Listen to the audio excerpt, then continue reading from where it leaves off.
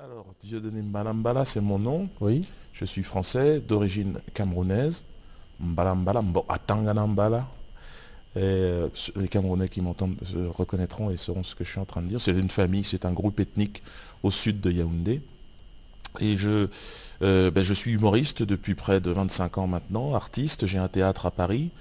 Et puis j'ai été engagé dans la lutte contre le sionisme en France depuis quelques années maintenant.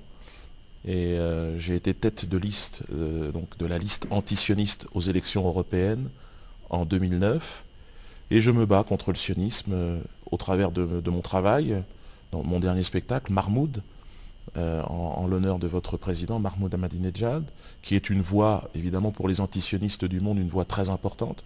Là, je ne parle pas, évidemment, de politique intérieure à l'Iran, que nous ne connaissons pas, mais en tout cas, ce que je peux vous dire, c'est qu'il est devenu aujourd'hui, Mahmoud Ahmadinejad, le leader de ce front, en tout cas, à la tribune, évidemment. Je sais qu'ici, il y a un guide aussi suprême que je ne connais pas, mais qui est aussi garant de ces Oui. valeurs de la révolution.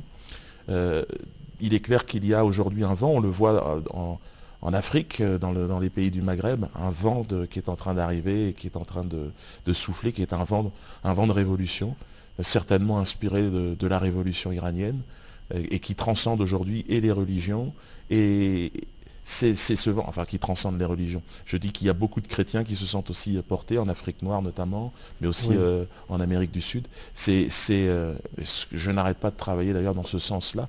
Jésus était aussi un prophète de l'islam, et que Mhm. cette révolution qui est en train d'arriver, eh bien, elle est portée aussi par des artistes, des intellectuels. Voilà. Effectivement, en France, il y a une grande vague aujourd'hui pour définir l'islam, l'islamisme. C'est très compliqué parce que le malin, évidemment, le sionisme, tente de récupérer aussi. En France, en Occident, c'est très compliqué de se repérer. C'est pour ça que je vous parlais du Christ également prophète de l'islam. Parce qu'il y a beaucoup de gens en France et dans les gens qui nous regardent dans la francophonie qui sont de tradition chrétienne. Ces gens-là doivent comprendre que Jésus était prophète de l'islam. Il a annoncé la venue du messager, Mohammed. Oui. Et il l'a anticipé. Et je pense qu'il est très important tout comme ce qui se passe aujourd'hui au Liban, que les chrétiens arrivent naturellement d'ailleurs dans l'islam, parce que c'est le chemin naturel de la révolution qui est en train de s'organiser. Les valeurs de l'islam, c'est les valeurs du Christ, c'est les valeurs pour tous ces chrétiens. Ce sont des valeurs de paix, de fraternité, d'universalité. Euh, il n'y a que ce chemin-là qui nous conduira à l'unité. Et je pense qu'il a fallu énormément de patience, de courage, et de détermination et de foi pour que cette révolution iranienne perdure. Et aujourd'hui, elle est devenue un exemple dans le monde. Ce sont ces valeurs islamiques qui ont permis aux hommes ici de se structurer, de s'organiser et de résister. Là où, dans les pays occidentaux, nous nous sommes fait piller. Et le Christ a été d'ailleurs, la religion a disparu de notre système pour être remplacée par le sionisme en réalité, et les valeurs du sionisme. Je pense qu'il y a une jeunesse qui a besoin de changement, et qui regarde l'Occident avec des yeux très émerveillés. Mais bon, il faut connaître et vivre de l'intérieur pour savoir que tout n'est qu'illusion en réalité, et que la liberté de pensée, de conscience n'existe pas là-bas. Bon, il y a Monsieur peut-être... Mbalam, pourquoi le régime sioniste est tant ennemi des valeurs islamiques et de la révolution? C'est l'opposé, je pense. C'est-à-dire que c'est le malin, le vice et le mensonge. L'islam, c'est la recherche de la vérité. Le sionisme, c'est la recherche de la manipulation et du mensonge. C'est la religion, c'est une philosophie, on ne sait pas exactement ce que c'est en réalité, si ce n'est le vice, la perversion et le racisme. C'est l'opposé même des valeurs et chrétiennes et de l'islam. Les chrétiennes, profondément chrétiennes, encore une fois, je pense très important qu'il est aujourd'hui d'appeler les chrétiens à revenir dans ce grand mouvement de révolution. J'ai été dans mon époque, j'étais sous l'influence évidemment, moi-même d'ailleurs, de l'éducation qu'on m'a mis. Il faut savoir que le sionisme, en France, ça commence dans les manuels scolaires. Fernand Nathan, il s'appelle, celui qui écrivait l'histoire pour tous les petits Français. Mhm. Cet homme est un sioniste qui nous racontait l'histoire. Donc il a fallu sortir aussi de cette aliénation. Donc moi j'ai choisi l'humour, pourquoi? Parce que la matière première d'un humoriste, c'est la bêtise humaine, c'est le mensonge. Et au final, c'est le sionisme.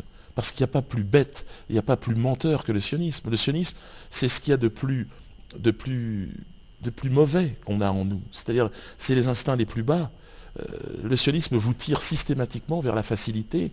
Il ne vous élève jamais, il vous écrase, il vous domine et fait de vous un esclave. Et c'est pour ça que moi, par le rire, j'ai ridiculisé le sionisme. Et c'est pour ça que j'ai eu tous ces problèmes-là. C'est-à-dire, je pense que le sionisme est arrivé à un stade de pouvoir où il ne supporte plus. Maintenant, il veut même... Avant, il ne se mettait pas la couronne sur la tête. Aujourd'hui, le sionisme, il veut tout. Il veut à la fois exister en souterrain et à la fois maintenant exister au grand jour. Et dire, regardez, c'est moi, Israël, je suis fort et je suis grand. Parce qu'Israël n'est ni moins que l'expression, c'est émergé de l'iceberg. C'est-à-dire, en dessous, c'est toute la planète qui est touchée et qui est infiltrée par cette maladie. Et donc, moi, en tant qu'humoriste, par le rire, c'est le seul moyen d'expression qu'on nous a laissé. On m'a dit, tiens, bon, c'est un noir d'Afrique, ben vas-y, amuse-nous, fais-nous rigoler.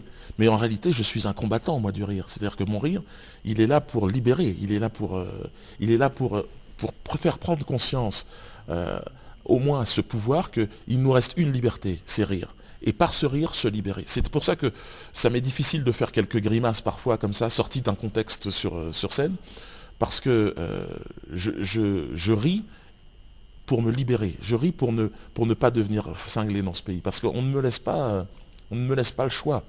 Vous savez, quand on est en France, vous apprenez à l'école le sionisme, ensuite vous travaillez pour le sionisme, et vous vous soumettez au sionisme, et ça devient même votre religion. Et vous devez toujours de l'argent au sionisme. Et vous êtes prisonnier, vous êtes esclave du sionisme.